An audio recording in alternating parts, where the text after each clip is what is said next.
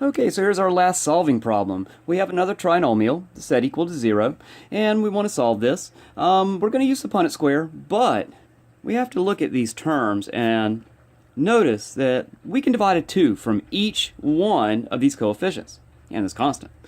Okay, so we have a GCF of 2.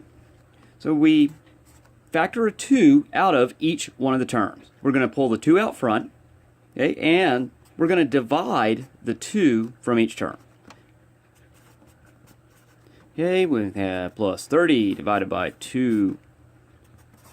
Okay, so when we look at each one of these fractions and reduce them, we end up with the terms that we need to factor. X squared minus 8x plus 15. Okay, so we want to factor this. We want to factor the trinomial that's inside these parentheses, and we want to use the Punnett square. Okay, so first and last, x squared times 15, that's going to give us 15x squared. Finding factors of 15 that add up to negative 8. Now, since we're summing to a negative value, that means both of our factors will have to be negative. Negative 5x, negative 3x. So we can throw everything in our Punnett square now. Start right in the center. X squared, our first term of that trinomial that we're factoring. 15 is our constant, and these two terms that represent the middle term are going to go in these diagonal cells. Okay, now we just find the GCF of the columns and the rows. First row, x. Second row, negative 3. First column, x. And second column, negative 5.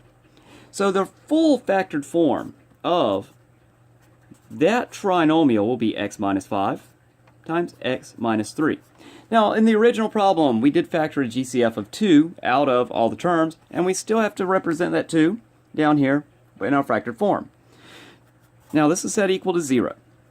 Okay, so we have really three things multiplied together that we need to set equal to 0 and solve, but, it doesn't make any sense to set 2 equal to 0, so we just kind of throw it away. X minus 5 could be 0, or x minus 3 could be 0. X is add 5, or x is add 3, 3.